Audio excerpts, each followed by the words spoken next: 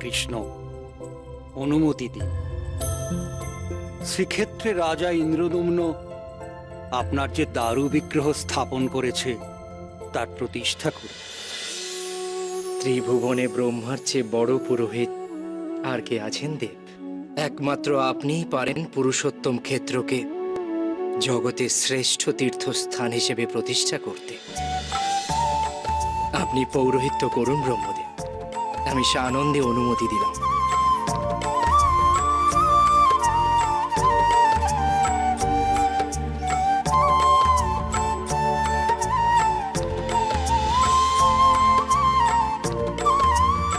দীর্ঘ যুগের প্রতীক্ষার অবসান হতে চলেছে। সেই দাপর যুগের পর আবার আমি, জ্যেষ্ঠ ভ্রাতা বলরাম, ভগিনী সুভদ্রা একসঙ্গে মর্তধামে অবতীর্ণ হব। এটা অত্যন্ত আনন্দ সংবাদ হে ভ্রাতা কৃষ্ণ।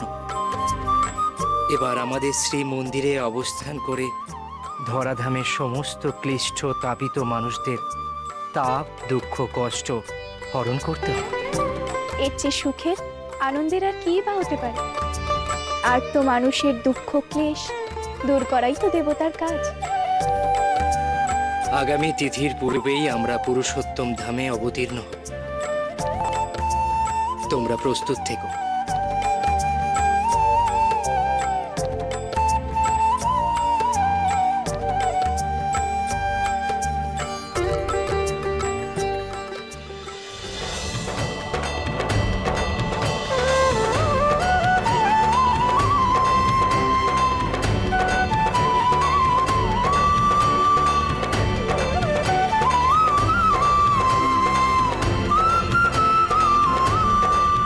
প্রভু,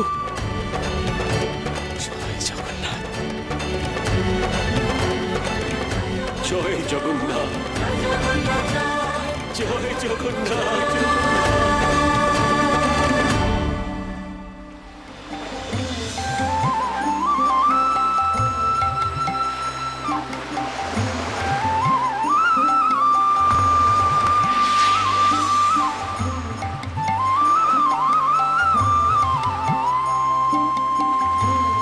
এই হলো পুরুষোত্তম ধাম, আর ওই হলো শ্রীমন্দির।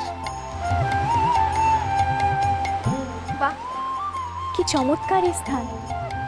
জানো দাদা, আমার না সেই দাপর যুগের কথা খুব মনে পড়ছে। দ্বারকা নগরীও তো সমুদ্র তীরেই ছিল। সেখানে আমরা 3 ভাই বোন একসঙ্গে ছিলাম।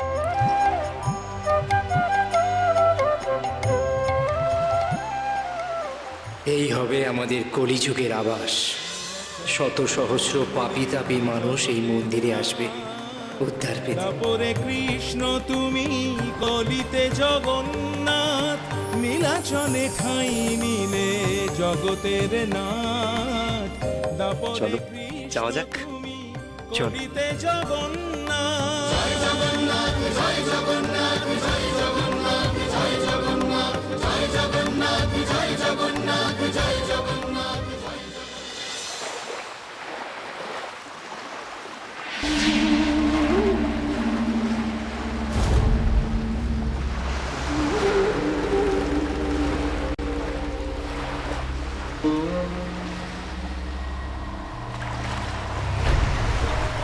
আমি কাকে দেখলাম?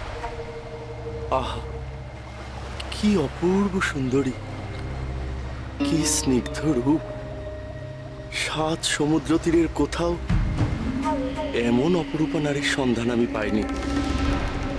আমার হৃদয় ঢেউ তুলে চলে গেল। কে ওই সুন্দরী?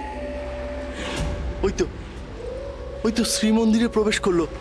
আমাকেও তার কাছে যেতে হবে। আমি যে তার রূপমুগ্ধ।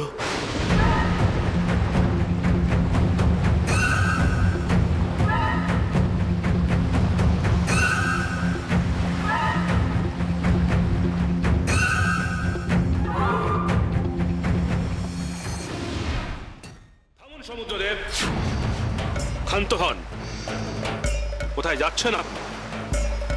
আপনি আর এগোবেন না। আপনি নিজ স্থানে ফিরে যান। ফিরে যাব? কেন হনুমান? আপনি যাকে অনুসরণ করে স্থলভূমিতে এত দূর উঠে এসেছেন, আমি নিশ্চিত যে আপনি তার আসল পরিচয় জানেন না। যদি জানতেন তাহলে স্থলভূমিতে এত দূর উঠে আসার সাহস আপনি করতেন না। বেশ, আগে শুনি কি তার পরিচয়। উনি কোনো সামান্য নারী নন, উনি মা যোগমায়া, দেবী সুভদ্রা। উনি স্বয়ং ত্রিলোকপতি শ্রীকৃষ্ণ ওকে ভগিনী সম্মান দিয়ে এখানে রেখেছেন। তাই কোনো অনর্থ হওয়ার আগে আপনি নিজেকে সংযত করুন। কিন্তু আমি যে ওই নারীকে কামনা করি, আমার শক্তি বা তেজের সামনে কেউ প্রতিরোধ করে তুলতে পারবে না। তাই তাই নিজের সর্বনাশ না চাইলে আপনি সরে যান পবনপুত্র হনুমান। দাঁড়ান সমুদ্রদেব, দাঁড়ান সমুদ্রদেব। আমি আপনাকে কিছুতেই এগোতে দেব না। আপনি এগোনো মানে শ্রী মন্দির সমুদ্র গর্ভে বিলীন হয়ে যাবে। মহারাজ ইন্দ্রদুম্ন বহু কষ্ট করে এ মন্দির নির্মাণ করেছেন। স্বয়ং জগন্নাথ দেব এখানে অধিষ্ঠান করবেন। সাধারণ মানুষের হিতার্থে এ মন্দির নির্মিত। আমি আপনাকে বারংবার নিষেধ করছি, আপনি কোনো মতেই আর এগোবেন না। পবননন্দন, আপনি ভুলে যাচ্ছেন আমারই সৈকতে দাঁড়িয়ে আপনি আমার সঙ্গে উচ্চ কণ্ঠে কথা বলছেন। মনে রাখবেন, আমি আপনার আজ্ঞাবাহী নই, আমি সর্বশক্তিমান। এ জগতে আমাকে রোধ করার মতো কেউ নেই। আমি এগিয়ে যাবই। থামুন সমুদ্রদেব, থামুন সমুদ্রদেব।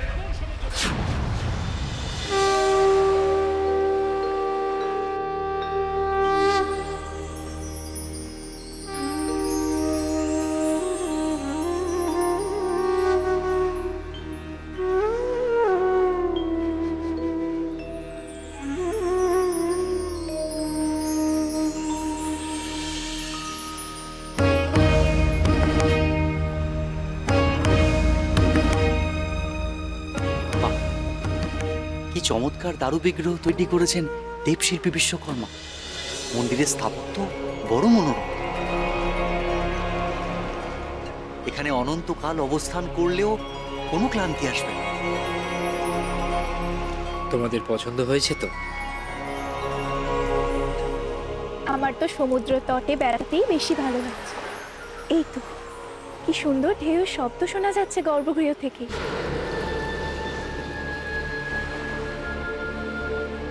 আচ্ছা, ঢেউয়ের শব্দ শুনে মনে হচ্ছে না যে সমুদ্র আরো এগিয়ে এসেছে?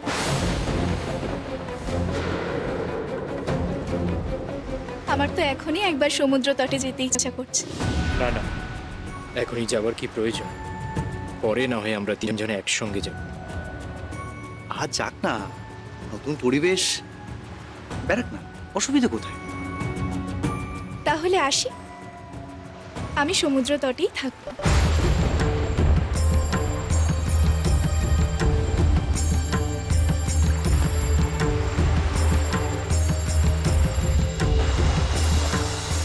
সমুদ্রের গর্জন যেন আরো বেড়ে উঠছে। মনে হচ্ছে যেন সমুদ্র আরো কাছে এগিয়ে আসছে। আমি আপনাকে বারংবার নিষেধ করছি, আপনি আর এগোবেন না। এর ফল কিন্তু মারাত্মক হবে। আমার গতিরোধ করার আপনি কে হনুমান? আমি আপনার নিষেধ শুনবো কেন? আপনি চির ব্রহ্মচারী বলে সবাই তো আপনার মতো ব্রহ্মচারী নয়। সরে যান, সরে যান সামনে থেকে। এমনও তো হতে পারে দেবী সুভদ্রা আমার আহ্বানে সাড়া দিয়ে আমার সাথে চলে গেলেন। মূর্খ আপনি! আপনি জানেন না আপনি কাকে কামনা করছেন। যাকে আপনি কামনা করছেন তিনি মা যোগমায়া, দেবী সুভদ্রা। উনি। আমি আপনাকে আবারও নিষেধ করছি, আপনি আর এগোবেন না। এই শ্রী মন্দিরের ত্রিসীমানায় আমি আপনাকে দেখতে চাই না। আমাকে বাধা দেওয়ার কোনো অধিকার আপনার নেই।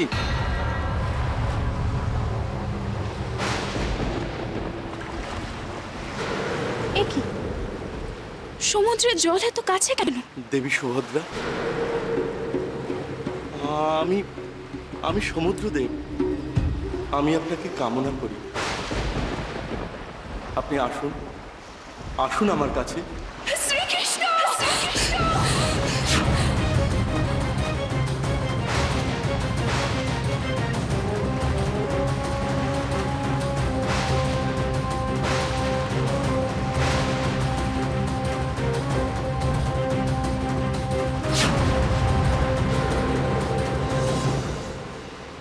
শান্ত হন সমুদ্রদেব। হে শ্রীকৃষ্ণ, আমি সমুদ্রদেবকে বারংবার নিষেধ করা সত্ত্বেও উনি আমার কথা অগ্রাহ্য করেছেন।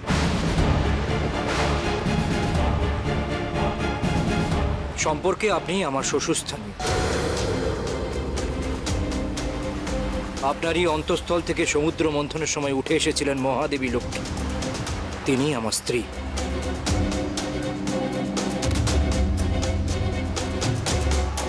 আপনাকে আপনার যথার্থ সম্মান জানিয়ে বলছি সমুদ্রদেব, আমার ভগিনী সুভদ্রার প্রতি আপনার আচরণ সংযত করুন। আমি কি অসংযত আচরণ করেছি শ্রীকৃষ্ণ? আমি দেবী সুভদ্রাকে নিজের পত্নী হিসেবে কামনা করি, এতে অন্যায়ের কি আছে? এ শুধু অন্যায় নয়, অসম্ভবও বটে। আমি কখনোই এই বিবাহে সম্মতি দেব না। সমুদ্রদেব, আপনি আমার ভগিনীকে এমন প্রস্তাব দেবেন না। কিন্তু কিন্তু এর কারণ জানতে পারি? এতে কি অন্যায় আছে? কারণ অবশ্যই আছে সমুদ্রদেব। যেহেতু আপনি আমার শ্বশুরস্থানীয়, সেই কারণে সুভদ্রা দেবী আপনার কন্যা সন্তান। সুতরাং আপনি যে প্রস্তাব করেছেন তা শুধুমাত্র অসম্ভব নয়, তা হীন এবং নীচ। আপনি হয়তো বিস্মৃত হয়েছেন, দাপর যুগে দেবী সুভদ্রা মহাবীর অর্জুনের কণ্ঠে বর মাল্য পরিয়েছেন।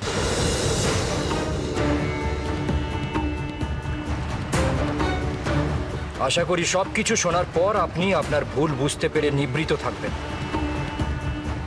হে কৃষ্ণ, আপনি বরাবরই নানান যুক্তির জাল বুনে নিজের কার্য সিদ্ধি করেন। এই সবই আপনার ছলনা ছাড়া কিছুই নয়। কিন্তু আমি সুভদ্রা দেবীর পানি গ্রহণ করবই, এ আমার অধিকার। সুদর্শন, সুদর্শন!